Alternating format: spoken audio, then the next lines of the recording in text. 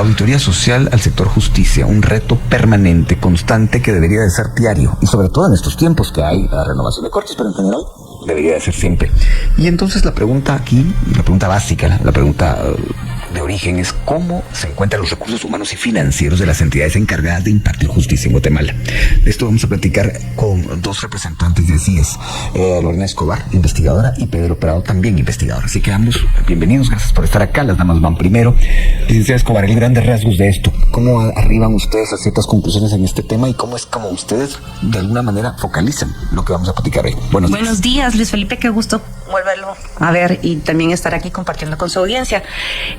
Así es, como usted sabe, desde hace muchos años, casi que desde el origen de Así es, hace 45 años cumplimos aniversario redondo. Sí, así es. Entonces, hemos estudiado el sistema de justicia, en especial el penal, y cuál ha sido su evolución. Y en esta investigación lo que se llega a determinar es la eficiencia del gasto, porque siempre nos preguntamos por qué tardan tanto los procesos, quiénes capacitan a los jueces, si están capacitados o no, cómo funciona el sistema de justicia, cómo interactúan. Pero en esta ocasión, varios consultores investigaron sobre la eficiencia del gasto. ¿Dónde ponen la plata? ¿A qué se dedica ese dinero? ¿Y por qué entonces no se percibe que la justicia sea pronta y cumplida? Y esas son en este caso, el punto toral de la investigación, y de ahí partimos también de cómo hacemos una guía para hacer la auditoría social. Es decir, también que los ciudadanos interesados puedan hacerlo correctamente a través de investigaciones de cómo acceder al SICOIN, qué códigos deben de tener, cómo darle seguimiento, si queremos saber dónde están los juzgados y cuánto cuestan los alquileres, si hay o no hay edificios. Hay portales se llaman de transparencia para saber eso. Sí, hay portales y tal. Las instituciones también tienen el deber de publicar en qué se gasta y cómo se gasta. Entonces, en una combinación entre abogados y economistas es que se llega a ciertos datos. Eso es lo que estoy viendo en esta mesa de alguna manera. Así que, licenciado Prado, cuéntenos conclusiones o datos que llamen la atención de lo que ustedes han encontrado luego de meterse en ese tema. Buenos días. Buenos días, gracias por la invitación. Es un honor estar aquí acompañándolos. Pues sí, digamos, en general el presupuesto público, como sabemos, contempla esos recursos de los que en este caso dispone el sistema de justicia. Pero hay una característica que se comparte, y es que los recursos son escasos, ¿verdad?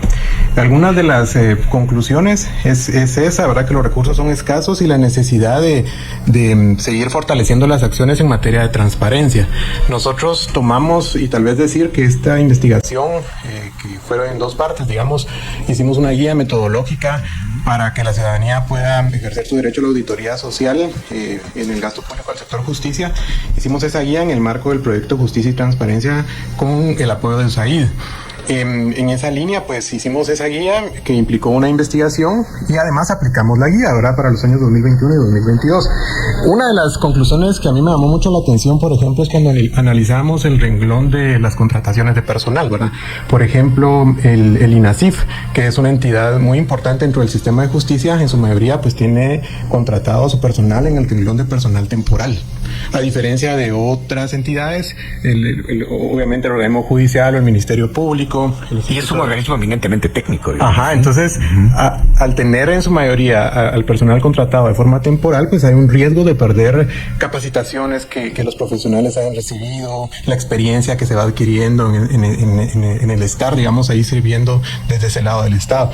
Lo otro, obviamente que se requieren más recursos, ¿verdad? Pero sí, más acciones relacionadas con la transparencia para lograr mejor calidad, que yo creo que ahí Lorena nos puede explicar mejor. Claro, pero antes de entrar en eso, que evidentemente es parte de esta charla, muchos siguen cuestionándose acerca de la asignación que se le da a la justicia en un país como Guatemala. Y creo que eso no lo podemos obviar. ¿Qué opina usted de eso? Sí, sobre todo cuando es una... Sobre todo comparado con otras asignaciones. Sí, y que es un monto fijo. Y entonces eso no permite tampoco cubrir las necesidades de la población. A mayor población puede haber mayor... Es posible, ¿verdad?, hasta que haya más conflictividad. Y más demanda. Y más demanda. Y por lo tanto se requiere más personal, más infraestructura. Y entonces cuando se fija un porcentaje, eso no permite tampoco un avance ni cubrir las necesidades. Y no solamente es en un área la cobertura, o sea, hay una serie de factores que son limitados justamente por ese porcentaje. Y sí, no hay relación. En la eficiencia del gasto y en cómo se ven las cosas. Cuando decimos la de justicia no es pronta ni cumplida en Guatemala, pero hay que también ver los indicadores en comparación con otros países. Resulta que a nivel internacional, el índice de Iberoamérica dice que son 16 jueces por cada 100.000 habitantes. Guatemala tiene 9. ¿Cómo va a ser pronta y cumplida? Y si así nos vamos, recordemos que... Me imagino que 16 es lo mínimo. Sí. No es el óptimo. No, es el promedio, llamémoslo así. Entonces, 9, estamos lejos de eso. Y los pasos, claro, aproximadamente, la última cifra que se tiene es que instalar un juzgado cuesta 3 millones de quetzales. Pero eso era una de las cosas que decía Pedro en su momento. Esos 3 millones hoy los utilizamos para contratar personal y mañana se convierten en un gasto fijo. Y que por eso tiene que ir aumentando el presupuesto para mejorar la cobertura. Pero esa conciencia y ese conocimiento, no todos los guatemaltecos lo tenemos. Y quienes lo deben de tener, tal vez a veces lo obvian. Es necesario, esta guía lo que permite es visualizar esas necesidades. Ser una herramienta que pueda utilizarse para investigar, analizar y después proponer soluciones, porque no se puede hablar de cosas etéreas sin tener argumentos ni respaldo con datos y hechos reales, ¿verdad? Es la única manera, creen los expertos, en que se pueden tomar buenas decisiones, si están basados en algo que está estudiado, está aterrizado y que tiene un mapa, ¿no?, de cómo tomar la decisión. Licenciado Prado, usted hacía ver el hecho que le llamó la atención que en el INASIF, por ejemplo, hay mucho personal que está contratado de manera temporal. En cuanto a carencias, en cuanto a situaciones que uno diría, bueno, aquí sí que necesitarían una asignación mayor, ¿hay algo que le ha llamado la atención? Sí, obviamente todo la parte técnica, digamos, ¿verdad? Todos los insumos que los técnicos requieren, ¿verdad? Para que sus funciones sean llevadas a cabo de manera óptima, ¿verdad? Eso me llamaba la atención y por eso hacía el paréntesis en ese sentido de que ese riesgo, ¿verdad? De no solo no tener los insumos necesarios para obtener los mejores resultados en esa área específica, ¿verdad? Del sistema de justicia, sino además el riesgo de que el personal vaya cambiando por ser contratos temporales. Yo también quisiera subrayar lo que mencionaba Lorena en el sentido que nos basamos en indicadores de eficacia, ¿verdad? Ahí es donde se ve, por ejemplo, la temporalidad de los procesos, los porcentajes de las resoluciones emitidas puramente del área jurídica, la mora judicial, por ejemplo, y los indicadores de eficiencia, en donde entramos a temas como accesibilidad de los servicios, los recursos disponibles de los que hemos hablado y la evaluación con instrumentos. Entonces, sí, en esa parte en especial, otro elemento que me gustaría resaltar es, los economistas pues estamos más asociados a los temas cuantitativos, ¿verdad? Pero hacer este ejercicio, la verdad, fue de mucho aprendizaje para un servidor, porque la fusión con el análisis jurídico, ¿verdad? Y permitió determinar, por ejemplo, que en las entidades objeto de la investigación, que fue el organismo judicial, el Ministerio Público, el INASIF, la Defensoría Pública Penal y esta instancia, la Secretaría Coordinadora del Sector Justicia, que tiene un nombre larguísimo, por cierto, en sus portales de todas las instituciones, en su mayoría es posible tener acceso a información, si bien cuantitativa en algunos casos, pero no en formatos muy amigables, como si, por ejemplo, los economistas pues hacemos mucho uso de los portales de finanzas públicas, en donde podemos bajar un costo. Esos son más amigables. Esos son más amigables.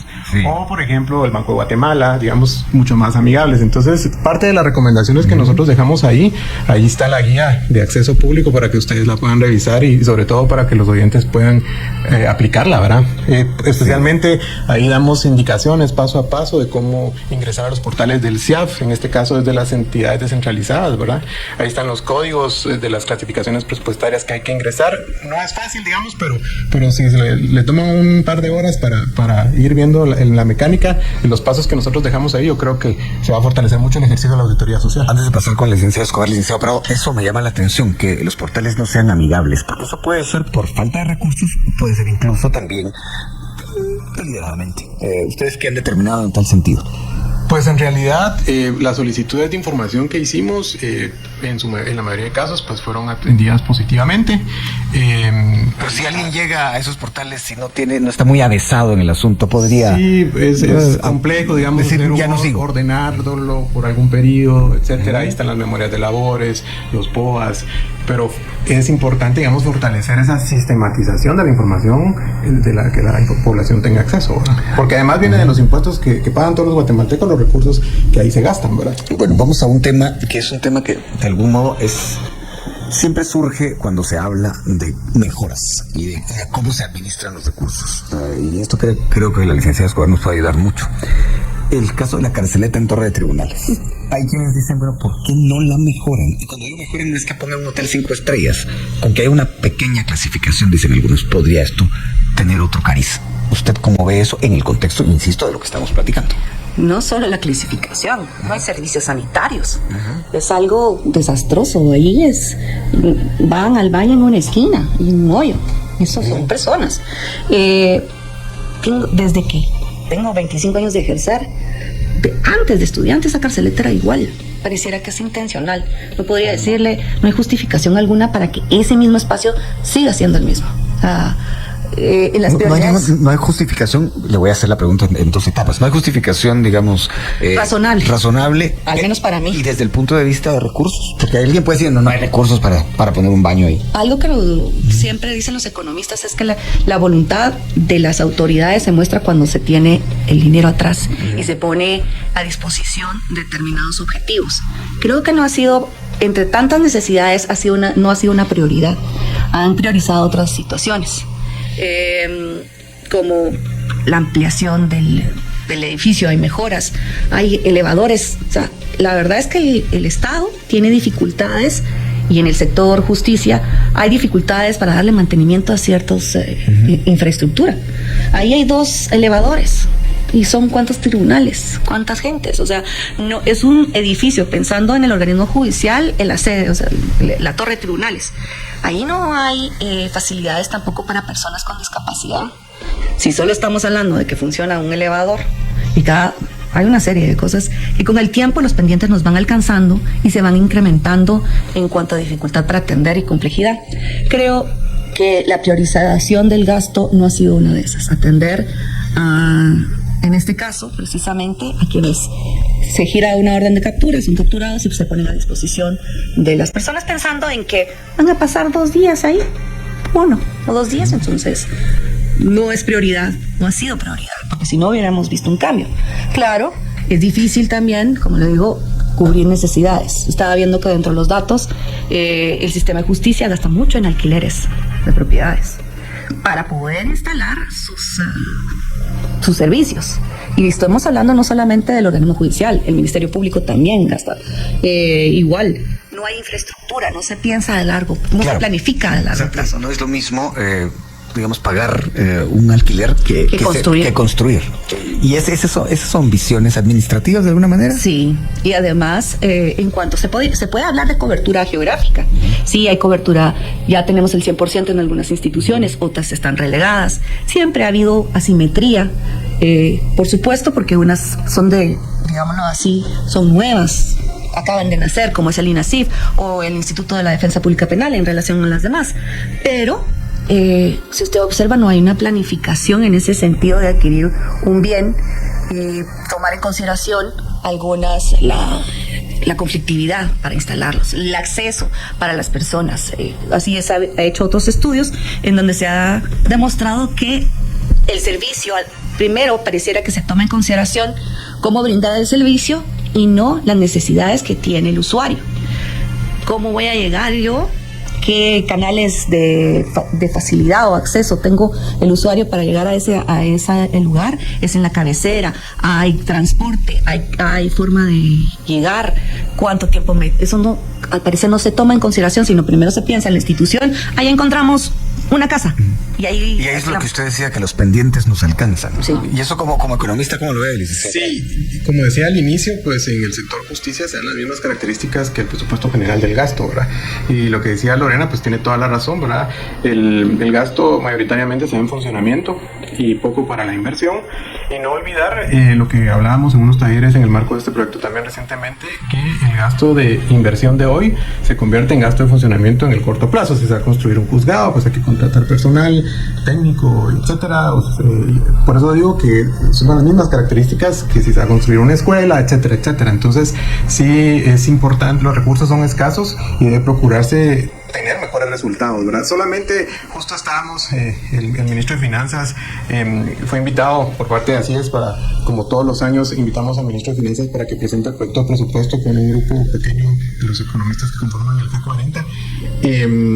Tenemos acá lo que él nos decía hace unos minutos, ¿verdad? Para el sector justicia se está contemplando el proyecto de presupuesto 7.968.8 millones de quetzales. Entonces, para ilustrar un poco a la audiencia con cifras, ¿verdad? El organismo judicial se están contemplando casi 3.188 millones de quetzales, la Corte de Constitucionalidad 275 millones, el Ministerio Público 3.800 millones, el Instituto de la Defensa Pública Penal 328.4 millones, el Instituto Nacional de Ciencias Forenses 306 millones, el Instituto de la Víctima 55 millones, apenas 55 millones, y la Secretaría de Coordinación de la Modernización del Sector Justicia 15.5 millones. Entonces solo con esto vemos las necesidades de incremento en algunas áreas específicas del sistema de justicia, y por aparte hacer más acciones para mejorar esos resultados. Bueno, solo con esos datos ya da para bastantes notas periodísticas. Vamos a la pausa. Y bien, hasta acá el video de hoy. Recuerden que ustedes tienen la última opinión que pueden dejar acá abajo en la cajita de comentarios. Dicho esto, nos vemos hasta el siguiente video. Adiós.